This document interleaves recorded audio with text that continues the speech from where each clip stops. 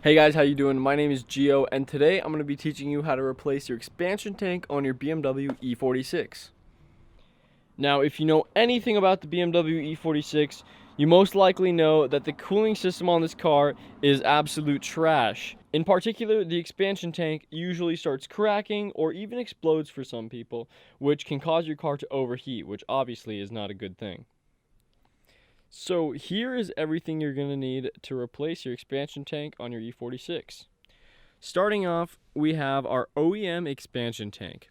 Now, I got this kit with the OEM expansion tank, the coolant temperature sensor, along with the cap and the retaining clip, all on FCP Euro for about $160.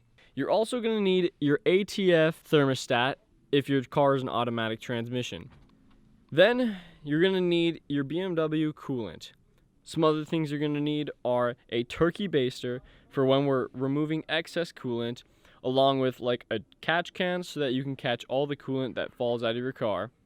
Okay, so starting off, what you're going to want to do is open up your coolant cap, let the air in so that the coolant can flow out of the bottom where we're going to drain it nice and smooth, and we can get every last drop out.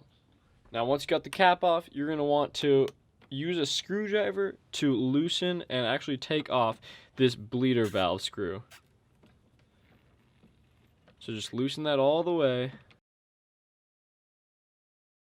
Okay, now is the time where you're going to want to slide your catch can under the car, because we are going to be taking off the upper radiator hoses to allow our coolant to drain.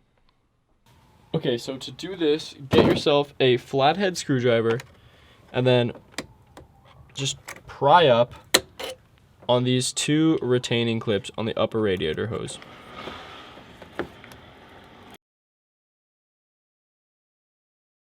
Once those clips are up, you're going to want to get yourself a screwdriver and pry the upper radiator hose off of the radiator and the expansion tank. Do this gently because you don't want to break anything.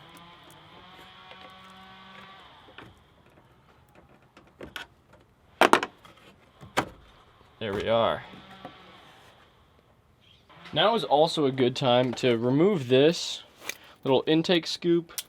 Usually you have those little plastic rivets, but mine didn't have those, so I just zip tied it.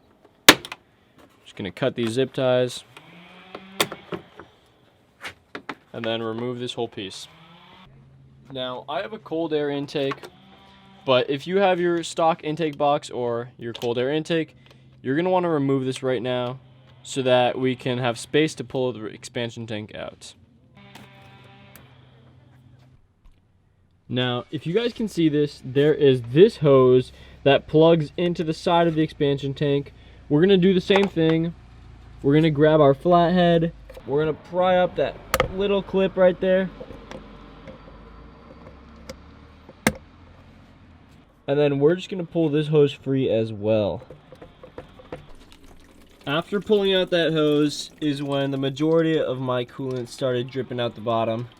Again, that catch can saves a lot of mess, but you're probably not going to prevent the entire mess.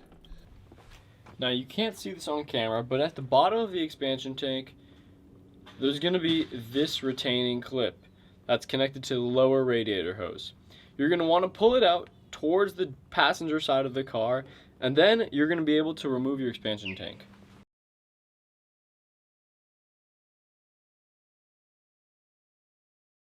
So I removed that retaining clip on the bottom of the expansion tank. Now, it should just pull up. And that is when the rest of your coolant is going to fall out the bottom of the car.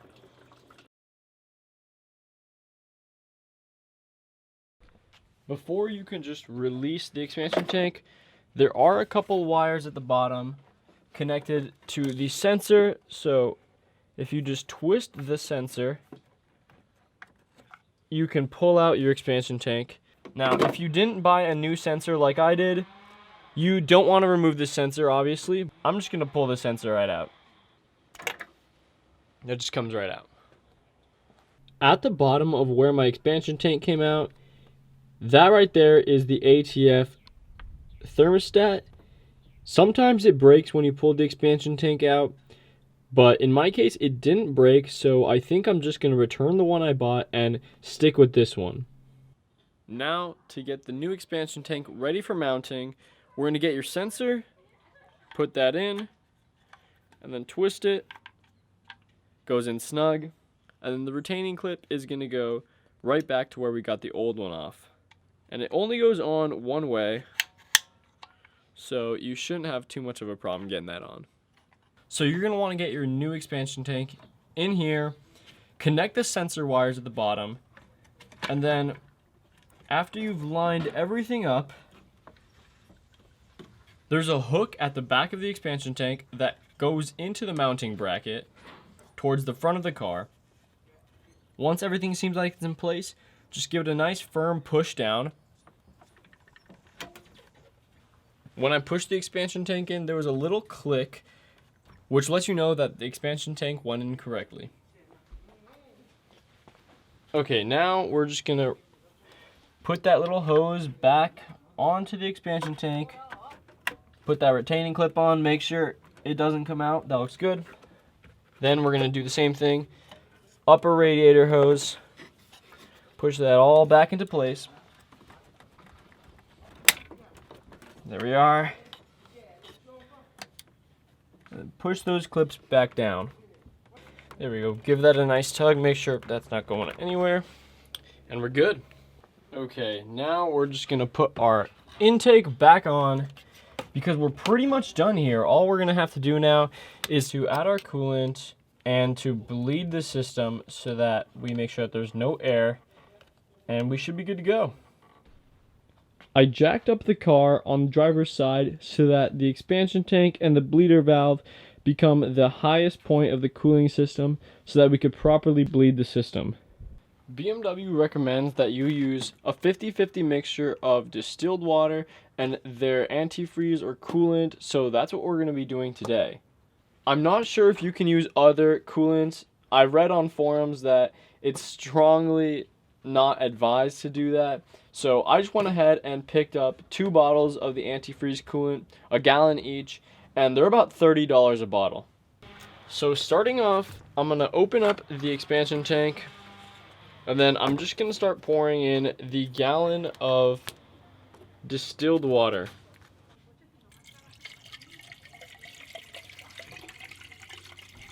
And we're going to be using all of it, so don't be afraid, just put it all in there. When the level starts coming towards the top, slow down the pouring, but you're going to want to keep on pouring because it's still going to drain into the system. I'm going to get my BMW Coolant, and I'm going to start pouring until solid water and coolant comes out of this bleeder valve. Now, you want to make sure that there's no air bubbles coming out of there when you start pouring this. Grab yourself a little towel and just kind of cover up your belts, because you don't want to get too much of this liquid on there so that your belts don't become dry. Start pouring this in there. Now I do want to use up the majority of this gallon because, as you can see, I only have water coming out of that bleeder screw. And since we're trying to make a 50-50 mixture, I'm definitely going to want to put a lot of this coolant. So far I've only used about 1/3 of this gallon, and I definitely want to be using more than that, so we're going to keep on going. The gallon is almost done, I think. So I'm just going to pour this thing until it's pretty much completely empty. And that is about as close as we're going to get to that 50-50 mixture. Now that our system is filled up all the way, we're just going to get that bleeder screw, put it right back on there.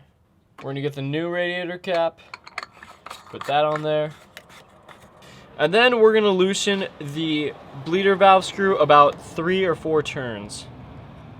So now to bleed the system, turn on your car, and then we are going to want to turn the heat up all the way, as high as it can go. Make sure the AC is off, turn on your fan, turn it up to heat. And so like this, we're going to allow all the air to escape from the cooling system So what we're waiting for is for the air to become nice and hot and make sure that there's no cold air coming out, because that will mean that all of the air is out of the system. So to kind of speed up the bleeding process, I put the car into neutral. I've been revving up to around 2,000 RPM, hold it there for a few seconds, let it drop, and now my air has gotten pretty hot. And so I'm just gonna do this for about a minute more, and then we should be good. Okay, now that the air in my car has gotten really hot, I'm gonna go out here and I am going to fully tighten the bleeder valve. Now we're gonna go back in the car and make sure that we still have hot air, which in this case we do. So that means that we're done and our system has successfully been bled and there's no more air in the system. Now to go ahead and make sure we don't have a leak, turn off the car, walk back over to the front, and just kind of do a little inspection, make sure that there's no leaks, no water dripping out the bottom. Okay guys, so that's really it.